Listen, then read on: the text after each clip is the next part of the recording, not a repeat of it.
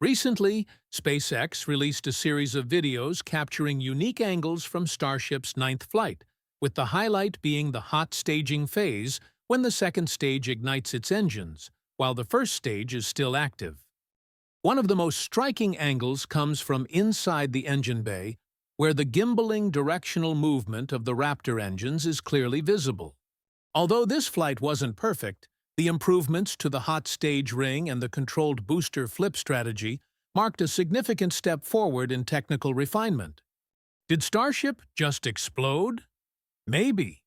But hidden beneath that fireball is a breakthrough that has the entire space industry tipping its hat. Let space now break it all down for you. Did you catch this right? As the engines fired up, the three central Raptor engines gimbaled outward simultaneously. Due to the intense brightness during ignition, we couldn't see the initial movement clearly, but shortly after, all three returned to their original positions. This maneuver was designed to direct the exhaust plume straight toward the hot stage ring's exhaust vents. And here's the key.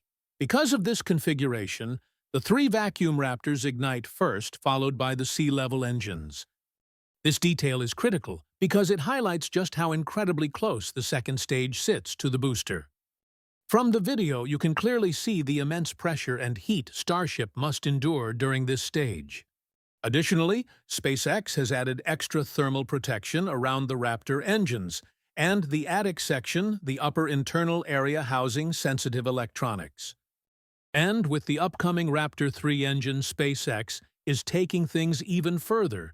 The engines will be exposed, and all the wiring and plumbing will be moved inside the vehicle's body for better protection in this brutal environment. That's not all. Three other videos released by SpaceX captured the hot staging process from exterior angles, showing views from both the ship and the booster.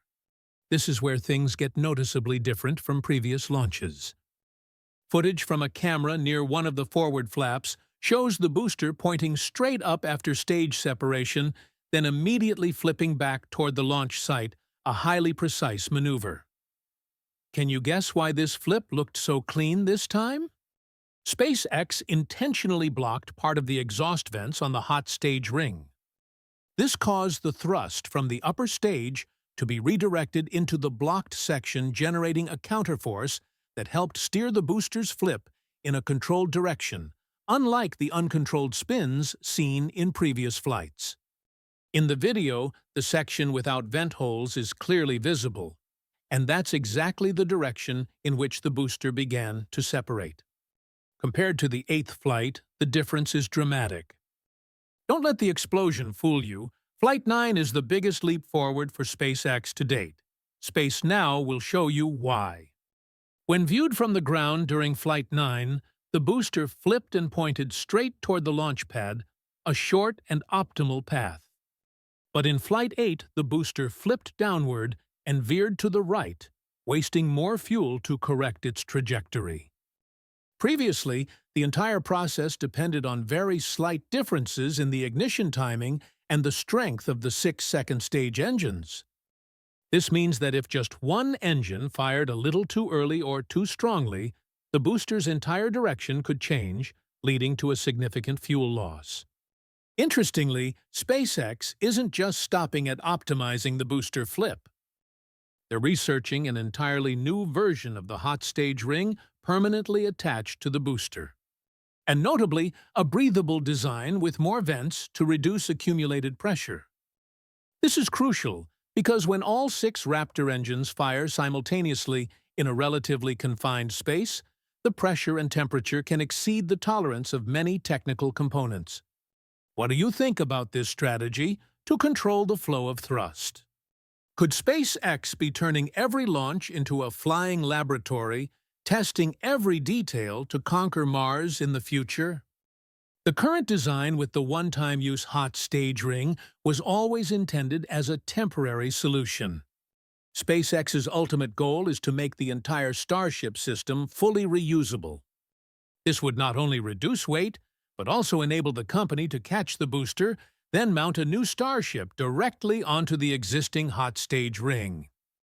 In the long term, this will be a key piece of the strategy for rapid turnaround between missions, a feat no other launch system in the world can currently achieve.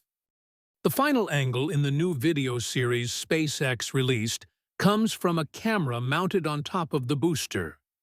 Once again, we see the controlled flip of the booster, but this time in the background, the second stage Starship is still firing its engines, moving farther away from the booster.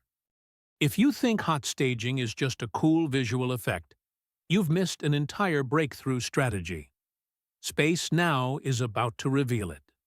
One frame is not only breathtaking but also shows the precision to the second during the stage separation process. On Twitter, SpaceX wrote, "After stage separation, Super Heavy flipped in a controlled direction for the first time. This maneuver requires less propellant to be held in reserve, allowing for increased payload mass to orbit." You see that this isn't just a flashy flip. It's a strategic breakthrough, a shift in flight philosophy from brute force to precision wins.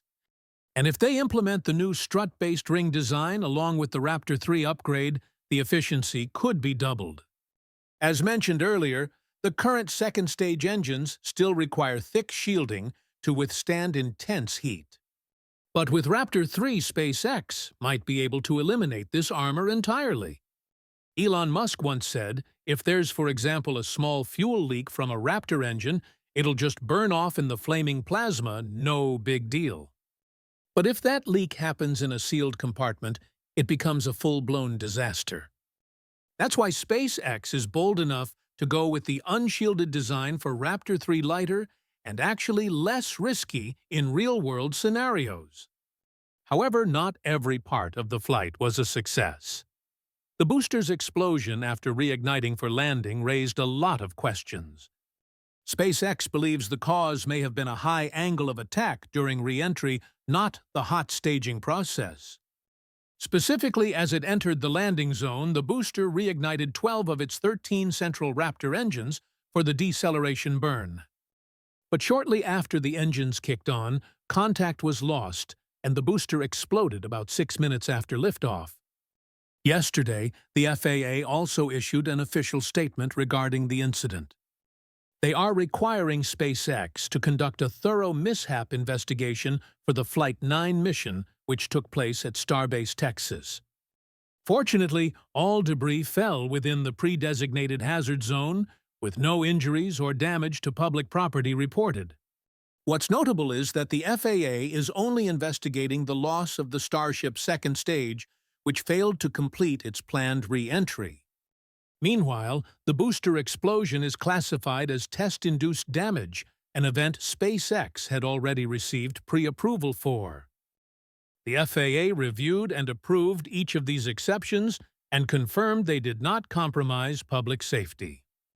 During the event, only one commercial flight had to be rerouted, and another was held airborne for 24 minutes, a minimal impact, considering the scale of what the Starship program could achieve.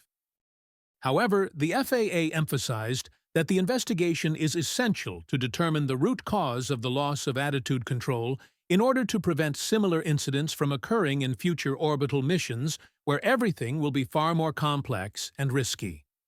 The investigation is being conducted directly by SpaceX under the strict supervision of the FAA. Every step from identifying the root cause to proposing corrective actions must be approved by the FAA before any future flights. Clearly, they don't want a technical risk to become a public one. So what's next for SpaceX? Elon revealed that they're aiming for a launch cadence of every 3 to 4 weeks in the near future. That means Starship V2 will quickly go through its test phase to make way for version V3, a spacecraft line expected to redefine the capabilities of space transport. And the prerequisite, they have to perform better than Flight 9, especially in atmospheric re-entry, heat shield endurance, and reaching orbit. But the ambition doesn't stop there. SpaceX is also hoping to launch Starship V3 by the end of this year, equipped with an entirely new fleet of Raptor 3 engines. A wildly ambitious goal considering the amount of work that needs to be completed in just a few months. So in the coming weeks, we'll continue to look out for updates on Flight 10 launch timelines, the status of the new booster, and especially how SpaceX learns from its most recent failure.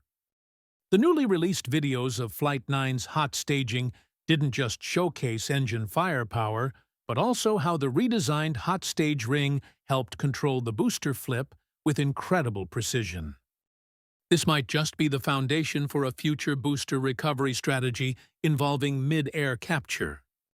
This camera angle gave us the clearest view yet of a key technological milestone: how the improved hot stage ring enabled a precisely controlled booster flip. Behind that was a major leap in design thinking, fuel efficiency, and flight stability, critical elements if SpaceX hopes to make full reusability a reality. Still, this is just the beginning. These changes will continue to be refined, upgraded, and tested in future flights. Could this be the technology that reshapes the entire space industry?